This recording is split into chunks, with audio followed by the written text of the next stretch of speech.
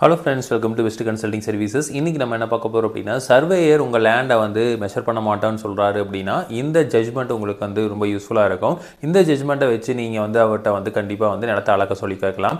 அதாவது எதெல்லாம் வந்து கோர்ட்டால் வந்து தடை செய்யப்பட்ட இடமா இருக்கோ, அதாவது இந்த லேண்டை சர்வே பண்ணுறதுக்கு கோர்ட்டில் வந்து நமக்கு தடை இருக்குது அப்படிங்கன்னா அதை வந்து மெஷர் பண்ண மாட்டாங்க. மற்றபடி எல்லா லேண்டையுமே வந்து சர்வேயர் வந்து நம்ம மெஷர் பண்ணி கொடுக்கணும். ஸோ அதை பற்றின ஒரு ஜட்ஜ்மெண்ட் பற்றி தான் இன்றைக்கி பதிவில் பார்க்க போகிறோம்.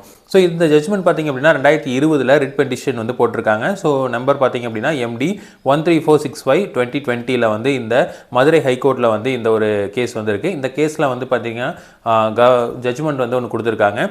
ஒரு லேண்டை சர்வே பண்ணணும் அப்படின்னு சொல்லி நீங்கள் பணம் கட்டி முடிச்சதுலேருந்து 30 நாளுக்குள்ளே வந்து கண்டிப்பாக வந்து அந்த லேண்டை மெஷர் பண்ணி தந்துடணும் அப்படிங்கிறதான் வந்து ஒரு உத்தரவாக வந்து போட்டிருக்காங்க. ஸோ இந்த ஜட்ஜ்மெண்ட்டை யூஸ் பண்ணி நீங்கள் இதை வந்து நம்ம பாயிண்ட் பண்ணலாம். அடுத்து என்ன சொல்லியிருக்காங்க அப்படின்னா, அதை வந்து மெஷர்மெண்ட் பண்ணுறதுக்கு நீங்கள் வரல அப்படின்னா அவங்களுக்கு வந்து 2500 அபராதம், அதுக்கப்புறம் வந்து அவங்கள வந்து பணி நீக்கம் கூட வந்து செய்ய முடியும் அப்படிங்கிற மாதிரி ஒரு சட்டம் வந்து கொண்டு வந்திருக்காங்க.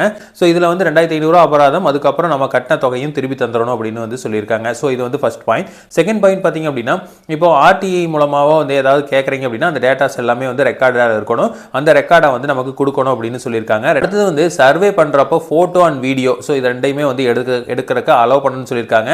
அவங்களும் வந்து மெஷர் பண்ணுறதுக்கப்போ எடுத்து வச்சுக்கணும் அப்படின்னு சொல்லியிருக்காங்க. இது வந்து ப்ரூஃப் ஆஃப் டாக்குமெண்ட் வந்து கண்டிப்பாக வச்சிருக்கணும் அப்படின்னு சொல்லியிருக்காங்க. அடுத்து வந்து லேண்ட் டீட்டெயில்ஸ் வந்து நீங்கள் மெஷர் பண்ணதுக்கப்புறம் ஒரு சர்டிஃபிகேட் கேட்டீங்க அப்படின்னா அதை வந்து சான்றிதழ் வந்து நில அளவையாளர், அதாவது சர்வேயர் வந்து கண்டிப்பாக கொடுக்கணும் அப்படின்னு சொல்லியிருக்காங்க. ஸோ நிறைய பேர் வந்து இந்த லேண்டை மெஷர் பண்ணி ஒரு இது கொடுத்தீங்க, மேப் கேட்டீங்க அப்படின்னா தரதில்ல. ஸோ அதை வந்து கண்டிப்பாக தரணும் அப்படின்னு சொல்லியிருக்காங்க.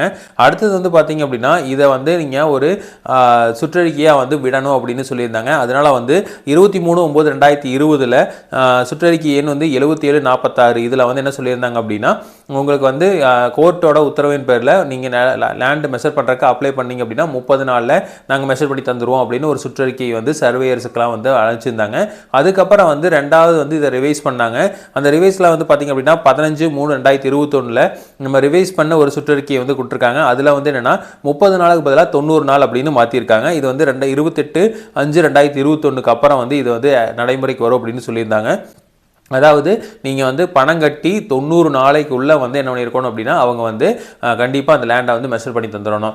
ஸோ ரெண்டாவது வந்து யாராவது வந்து லஞ்சம் கேட்குறாங்க, லேண்டை மெஷர் பண்ணுறக்கே வந்து அமௌண்ட் கேட்குறாங்க அப்படின்னா கண்டிப்பாக வந்து கொடுக்க தேவையில்லை. கவர்மெண்ட்டுக்கு வந்து எவ்வளோ கட்டணுமோ அதை கட்டினா போதும். ஸோ அதுக்கப்புறம் வந்து நம்ம பணம் கொடுக்காதனால வந்து அளக்காமல் இருக்காங்க அப்படின்னா இந்த ஜட்ஜ்மெண்ட் வச்சு நீங்கள் வந்து ஈஸியாக வந்து ஃபைல் வந்து மூவ் பண்ணலாம். ரெண்டாவது பார்த்தீங்க அப்படின்னா இது இப்போ நிறையா சர்வேயர் வந்து என்ன பண்ணுறாங்க அப்படின்னா வெளி ஆளுகளை வச்சு தான் வந்து மெஷர் பண்ணுறாங்க. ஏன்னா கோர்ட் என்ன சொல்லியிருக்கு அப்படின்னா ட்ரோன் அளவுகளை வச்சு தான் வந்து மெஷர் பண்ணணும்னு சொல்லியிருக்காங்க. அதாவது ஒரு இடத்த வந்து அடைய முடியல அப்படின்னா அதை வந்து ட்ரோன் சர்வே மூலமாக அளந்து கொடுக்கணும் அப்படின்னு சொல்லியிருக்காங்க.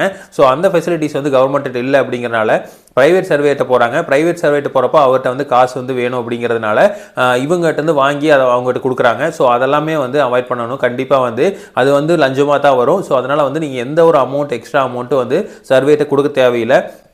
ஒருவேளை கேட்குறாங்க அந்த நம்ம லஞ்சம் கொடுக்காதனாலையோ இல்லை வந்து பணம் எக்ஸ்ட்ரா கொடுக்காதனாலையோ வந்து இந்த காலதாமதம் பண்ணுறாங்க அப்படின்னா நீங்கள் வந்து ஃபைல் பண்ணலாம். கண்டிப்பாக வந்து உங்கள் பேரில் தான் வந்து தீர்ப்பாகும். ஸோ இதே மாதிரி இன்ஃபர்மேஷன் உங்களுக்கு தொடர்ந்து வேணும் அப்படின்னு நீங்கள் சேனல் சப்ஸ்கிரைப் பண்ணுங்கள். தேங்க்யூ.